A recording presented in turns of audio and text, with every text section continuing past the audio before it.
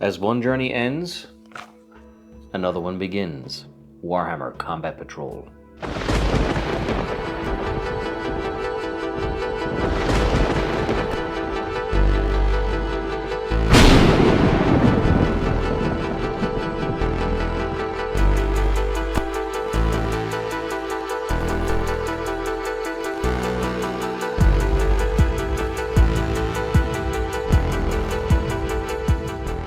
Hello and welcome to The Lucky Roll, an eclectic channel for eclectic games. And today we're looking at the latest Hachette Partworks series, Warhammer 40k Combat Patrol. Now we have done several of Hachette's prior collections. If you'd like, you can see the entire series here on the right hand corner of Warhammer Imperium, or Warhammer Conquest, or indeed our current series of Warhammer Stormbringer magazine, which is based in the Age of Sigmar universe. Now, all of the minis have been painted by myself, and I give a good approach on how to kind of paint them or talk about them and what you kind of see in every magazine. So this is the latest issue. I have two minis here painted, and we'll have a look at those at the moment. But I just wanted to give people an idea of what the actual magazine looks like so that they can keep an eye out for it in the shops, as it is much smaller than you would normally think. The original Hachette Partwork issues had a much larger kind of cardboard backing, so it was nearly impossible to miss. But this one, if it's kind of stashed or stuffed, you could easily walk by it. So I just wanted people who would be interested in this magazine to see what it actually looks like. So with no further ado, let's open this magazine and see what we have inside. Now I'm after opening the magazine, and we'll go through the little bits and pieces you get inside. So we'll start with the sprue. So you get two heavy bases. So these are two leader units, so the bases are much larger than normally, but you would get two bases, one for each character. So what you would have here is a winged Tyrannid Prime. So we'll zoom in on this and you can see the kind of the quality of the sprue that you get. Again, it's Games Workshop, so it's always very good plastic. So I'm just going to move this out here so you can see it a little bit more clearly. So you can see the wings of the winged tyrant here. It's very easy to assemble. These were part of the Leviathan kits, two of the leaders in the Leviathan box set that came out for the new edition of Warhammer 40k. And you have here the Space Marine Captain. Now, as you can see, there's a beautiful base here with a kind of a dead Tyrannid at the side. Now we'll have a closer look at the actual minis in a moment, but that again, there's plenty of detail here, and you can see that they're some of the newest and most top tier models, because the detail is just, quite frankly, phenomenal. So it makes these things an absolute joy to paint. So I mean, you can see here with the Terminator armor, or even with the shin pad here, that there's great detail. And the Tyrannids have had a range refresh, so there's great detail in them as well. So the Tyrannids especially look great in this particular edition. So we'll have a quick look at some of the minis. So this is the Captain assembled and painted. Now, just be warned, it doesn't come with the transfers that you see here in these Warhammer Hachette collection boxes. You do get the sprues, but you're allowed to, of course, you can paint your Space Marine any way you want. I no doubt there's plenty of people out there who have spare transfers or anything like that, but what you see here now with these little transfers are not actually included in this issue, but there are easily enough sourced. But this is what the Captain looks like when he's assembled and painted, and I remember that he was quite an easy paint job, and it's a beautiful base. So I mean, you have here a kind of a fairly heavy-duty Tyrannid that's just had his head severed by the actual sword of the Captain. He's got his Terminator bolt pistol here, and basically shouting out defiance. But they are fantastic minis to paint, and the great thing about Space Marines is that they're actually deceptively easy to paint. They're fairly straightforward in the sense that depending on the chapter you wish, you kind of go for the basic color scheme. You do a little bit of edge highlighting, or maybe a dry brush of something like a lead belcher to give a metallic aspect, and you would have basically a good 80% of the model done. After that, it's just other little extra bits like the cape, the sword, anything like that. But this is the Space Marine Captain that you get with this issue, and I have to say he's a fairly cool, imposing one, especially since he is in Terminator armor. Now, that's not to say that the Tyranids don't have a hefty fella as well. Now, this is not a typical paint scheme for the Tyranids. I'm a very big fan of Alien, the Sigourney Weaver Alien series. So I wanted my Tyranids to kind of give the vibe of the xenomorph.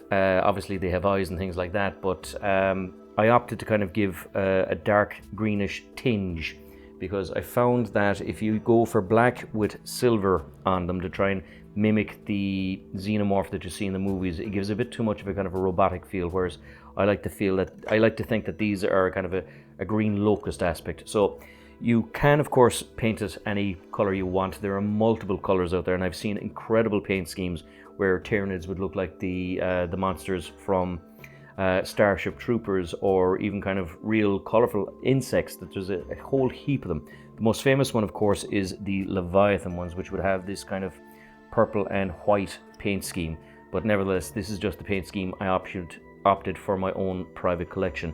But again, it's a very imposing model, really easy to paint, really fun to paint. It's assembled very well, and again, because it's fresh off the line from Games Workshop's design last year, it paints very well, looks very well, and is the second monster that you get with this issue. So these would be the two minis that you would get with the two starting minis you would get with the Combat Patrol.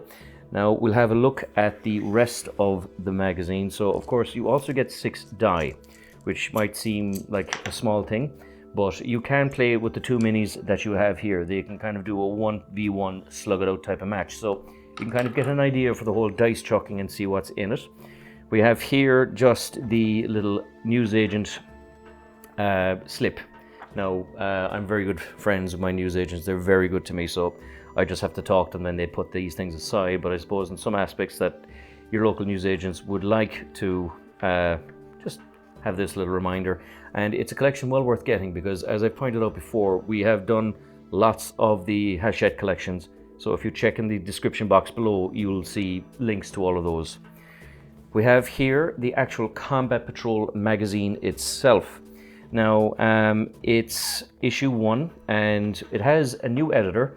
The editor for the Stormbringer magazine, if you want to check our current series here, is the editor is Ian. So there's a Rich who's in charge of this editorial aspect here. So we'll miss Ian, but hello to Rich. It gives you a simple how to build basics guide, and because these are kind of in the starter box sets, they're not desperately hard to put together, and they're pegged, so they're push fit, so you might not even need glue if you wish to assemble them. Of course, you have a welcome to the 41st millennium kind of lore guide here, so it just gives you a quick synopsis of what the 41st millennium is, and how do I put it? It is not a nice place. So you have multiple factions in it, but it kind of puts it into 3 categories here.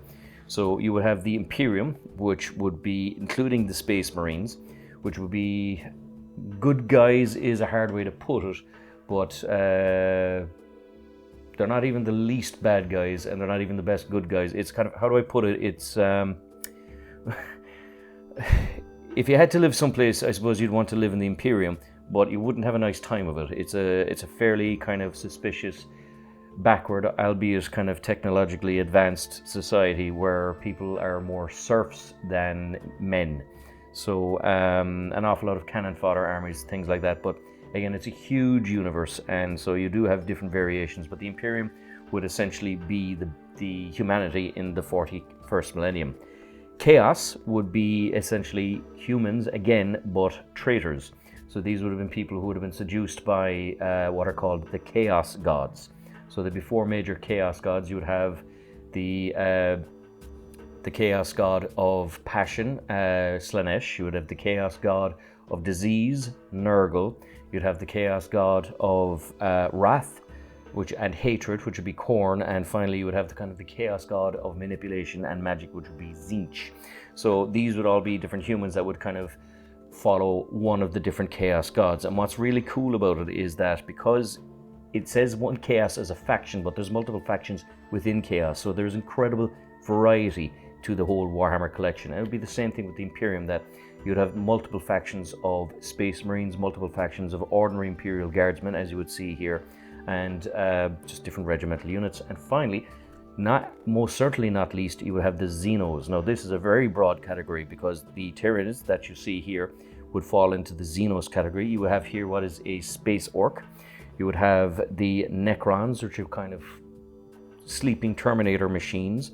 You would have the Tau, which would be kind of Oriental-inspired, greater good, futuristic soldiers that come across as the good guys, or would be the least bad of the bad guys, but nevertheless, there's a veneer of suspicion about them, being at the universe that it is. So you would also have the Orcs, you'd have the Tau, you'd have the Necrons, you'd have the Tyranids, and you'd have the Eldari, which would be kind of like space elves.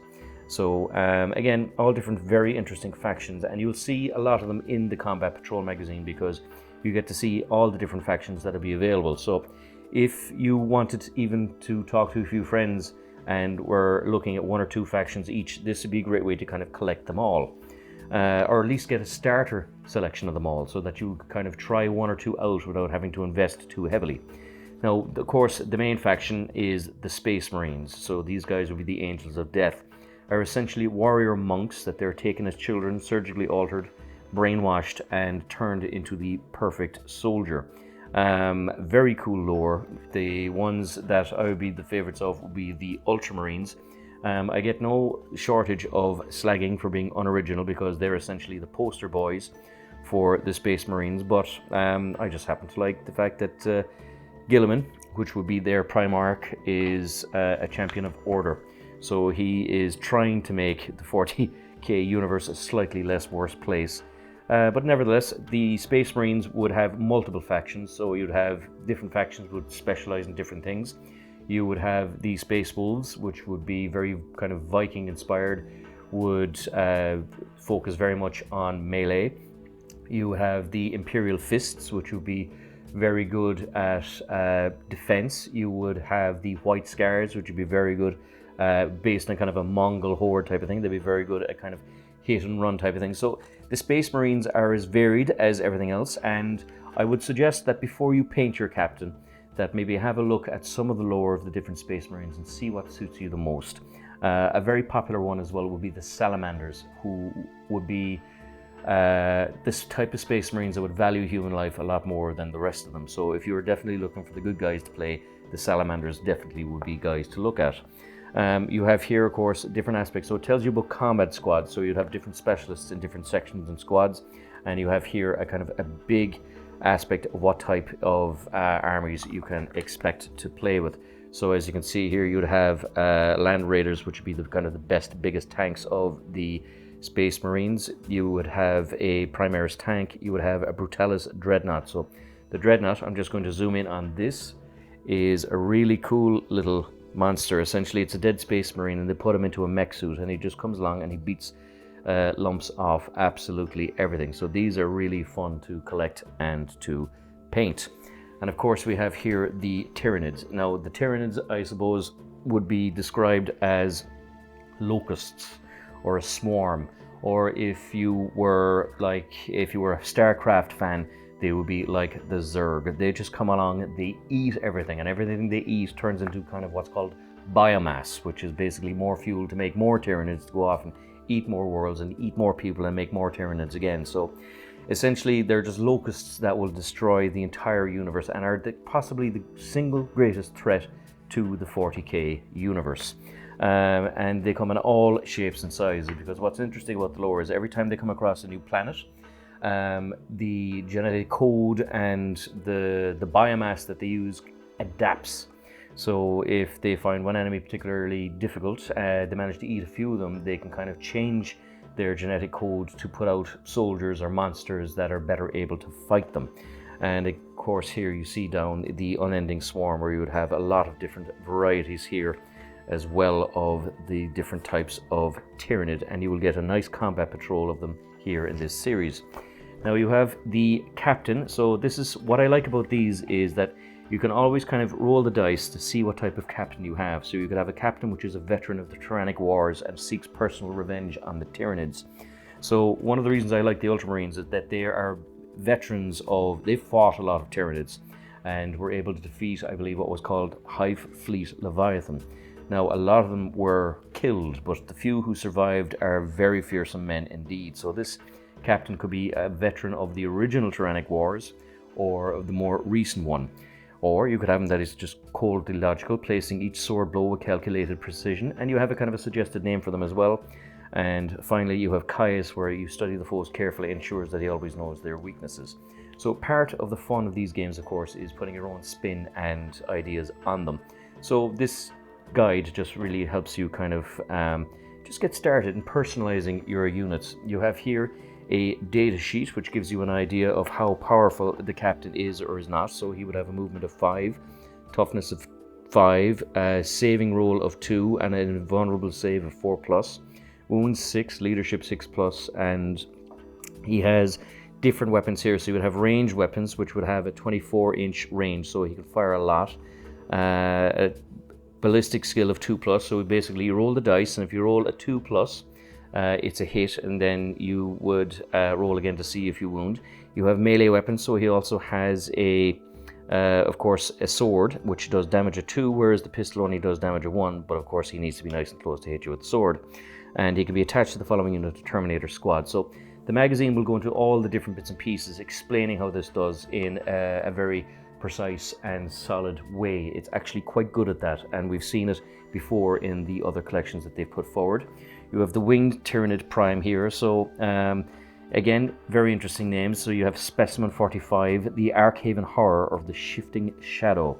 So again, it's like I said, it's nice to kind of add your own little flair to these monsters, like I did here with my kind of xenomorph inspired Tyranids. We have, of course, the data sheet. So as you can see, he's much faster than the captain in the sense that he's 12-inch movements. Saving roll of 4+, but he does not have an invulnerable save. 6 wounds, and his talons will do 2 damage if they get close enough to swipe at you. And finally, there is a death blow, which is a special rule for some of these models, which makes a game, again, very fun. That if the model is destroyed by melee attack, if it has not fought this phase, roll 1d6, and on a 4+, do not remove it from play. The destroyed model can fight after the attacking unit has finished making its attacks and has then removed its play. So it takes one last swipe at you just out of absolute spite.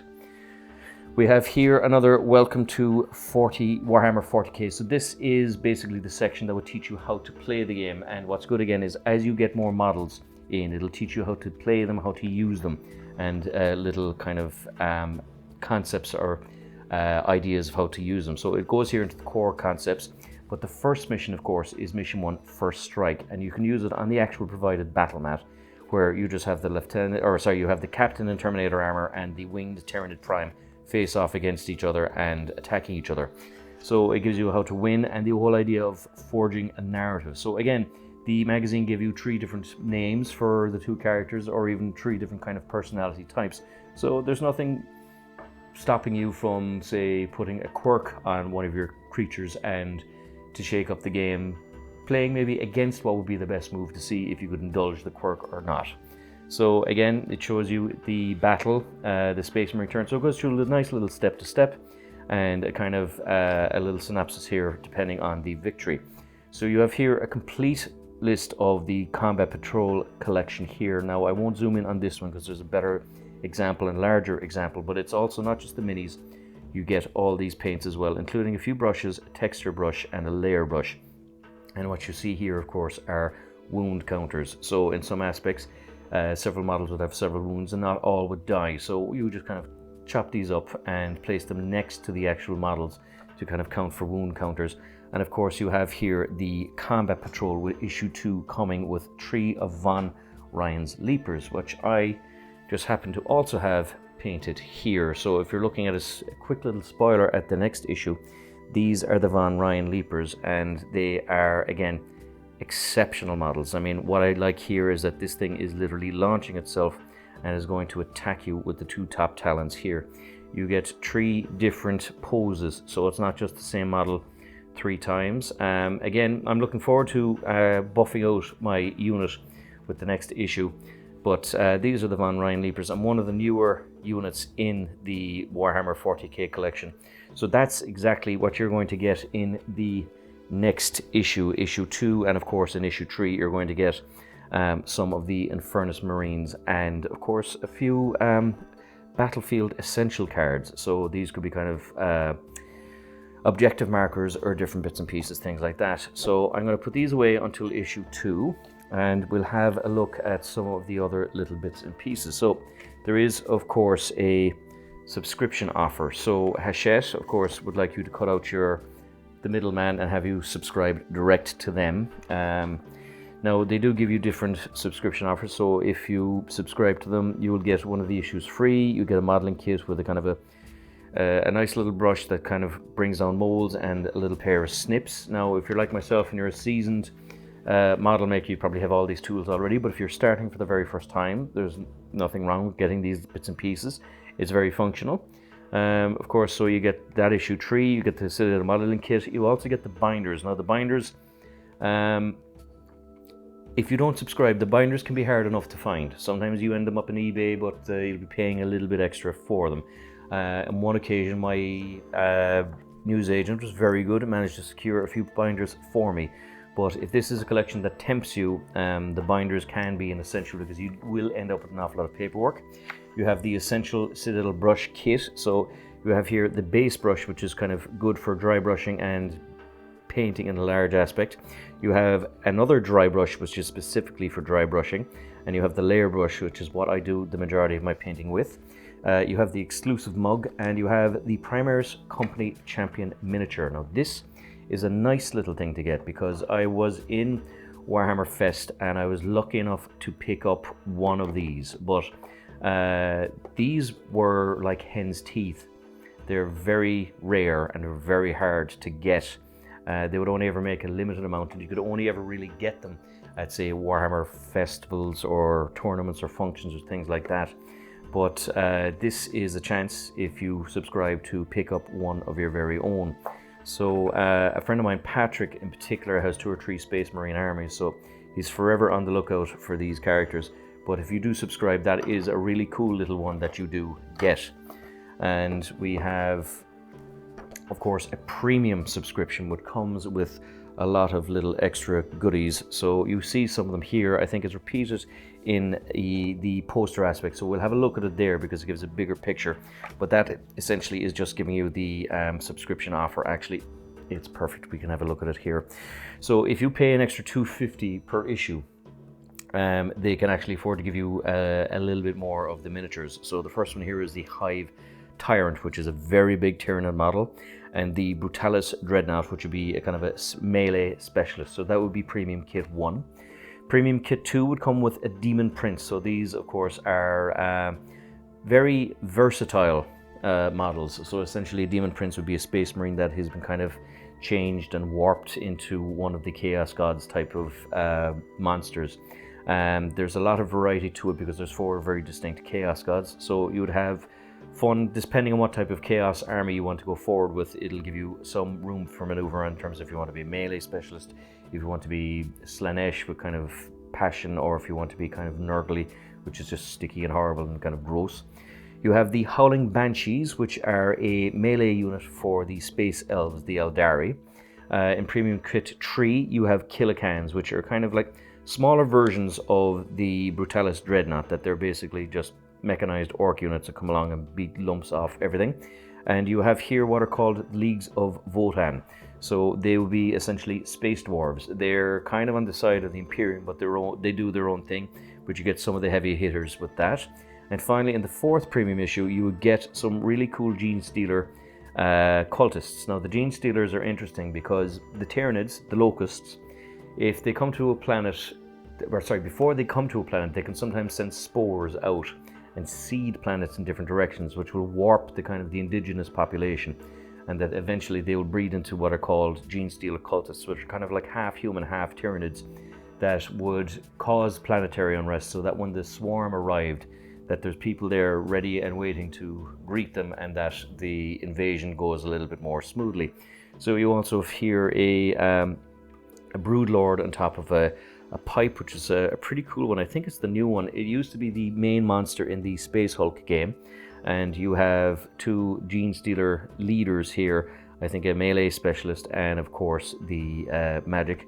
And finally, we have the Rogaldorn Battle Tank, which is the latest tank in the Warhammer Imperium army, which is a beautiful bit of kit, but it's also kind of funny because at the very base of it, there is no plastic cover. So if you turn the tank upside down, you see a big hole in the underside of it. Not that you would ever see it, but it did lead to some mirth and humor when it was released. I presume they released it to keep the price of the tank down, but nevertheless, this is a nice little bit of kit to have in premium issue kit 4. Now, the next thing we have here is the actual battle mat. Now, this is not plastic and it's not paper. It's kind of like a hardened paper. Now, it's nice and big to its credit, and it's a brand new battle mat. So if, like me, you were collecting the previous Hachette collection models, these are all brand new kind of terrain pieces again that you can play and work on.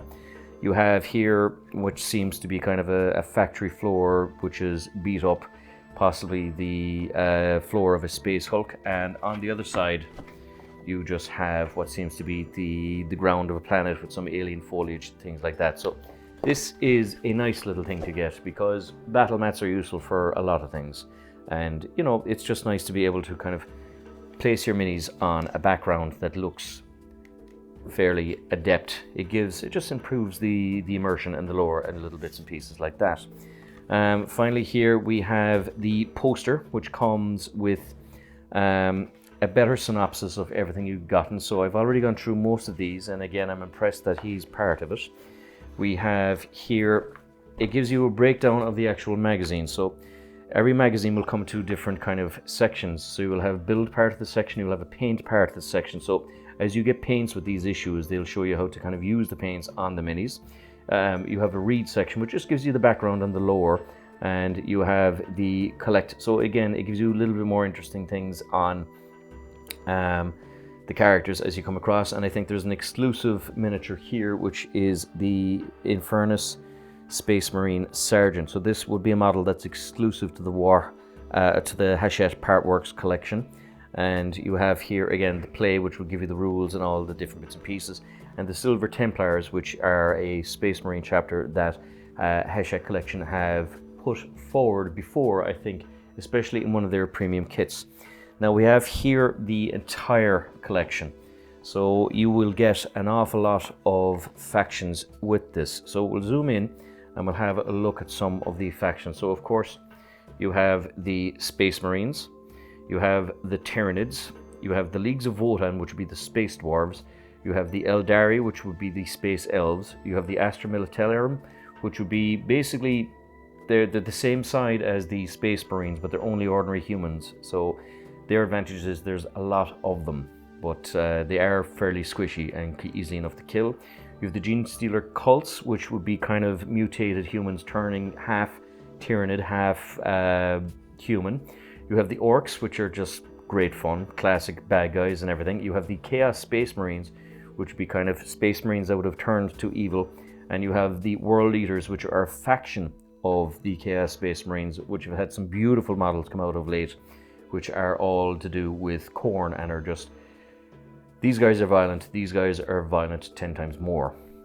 You have a really cool selection here of the different types of things you get. So you can see here that you get a nice selection of the Space Elves with the Eldari. You get jet bikes, you've got a Wraith Walker, including some smaller Wraith Walkers and a normal section of Eldar with a support cannon. You have here the Leagues of Wotan. So as you can see, you have 3 of the bikes, you have a section here, another section here. So these guys would be some of the bigger, heavier hitters, and I think some of the leadership cache. You have here the Imperium. So as you can see, this is going to be interesting because you have 2 kind of a mortar piece and a standard gun cannon piece, and you have a walker. You have a command section, and you have what seems to be heavy gunners, kind of GPMGs type of things, and you have 2 sections of standard soldiers. You have here the Orcs. So as you can see, you have a nice big mech walker, an Orc leader, and a section of 2 sections of Orc leaders. You have 3 Orc helicopters, which is pretty cool, and one of the Speed Freaks. So there used to be a separate game called Speed Freaks in which the Orcs would kind of just race and tear lumps off each other. So this is one of the vehicles from that. You have here the Gene Stealer Cultists. So you have the main vehicle of the Gene Stealer Cultists, in which most of them will be miners. So a lot of the weapons will be improvised things that they would take from mining and drilling. So this is essentially a tank that is used primarily for grinding earth, but has been turned on human beings. You have different sections of the Gene Stealer cultists here, including some Gene Stealer cultists that have turned more into Tyranids than humans, and some that are still kind of human shaped. You also have some of the guys on bikes, which are really cool little minis, and a nice little scooter thing here as well. You have here what seem to be the World Eaters. So these would be the faction of the Chaos Space Marines that would be very violent. So you have some of the standard guys here in the front, which would be your typical Chaos Space Marine. You have some Space Marine Terminators here, and you can see this guy with the 2 horns at the front. You have, I presume, a kind of a Space Marine leader here, which has a kind of a spell cast aspect of it, and you have a Hellbrute, which is one of the Dreadnoughts, a really cool kind of tough Space Marine. You have here more standard Space Marines, Chaos Space Marines, so, and including a kind of another tank thing. So these would be more generic, or actually, my apologies, these are the generic Space Marines. These are the new ones, the Chaos World Eaters, because this guy here is at the top, kind of a mechanized half-human, or half biological, half mechanized mount, and is just there to tear things up. And you have here again more Khorne Berserkers, which will be assigned to these guys. We have here all of the Tyranids, so as you can see, you'll get a lot of those, including a flying Tyranid and the grounded one, which was what we got here today. Some of the standard soldier things, the Von Ryan Leapers, which are what you're getting in the next issue, and other kind of various units that I think are more artillery based. And finally, we have here the Space Marines. So you have the Space Marine Captain here, you have a Space Marine Librarian, you have what I believe is a Chaplain on a Psycho, you have a few Terminators, and you have the standard Space Marines here in the rear. And I think, oh yeah, these are the Gene Stealer cultists as well. So there is a lot, and of course you get a big paint collection, but to be honest with you, you will be able to do it to a tabletop standard, but if you do want to make these paints look nice, you will probably have to buy more yourself. But part of the hobby is kind of building and collecting and getting all the paints going. Now the actual poster itself is a nice enough one. It's the standard poster for Leviathan. I think it was in an awful lot of the hype with it, but a cool little poster, nice and big, that you can put up on your wall should you be so inclined, or indeed in your newly designated game room. And finally is just the actual card stock itself, and you have here on the back just giving you what the next issue is and all the different bits and pieces.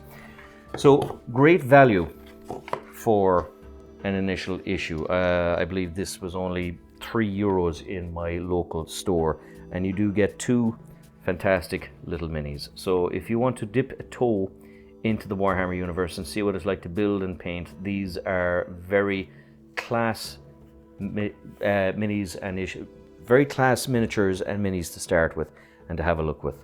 As always, if you enjoy these videos, please like, subscribe, all that good YouTube stuff, and please stay tuned for us for issue 2, when we have a look at the Von Ryan Leapers and what is involved in that particular issue. So until next time, this is Sean signing off.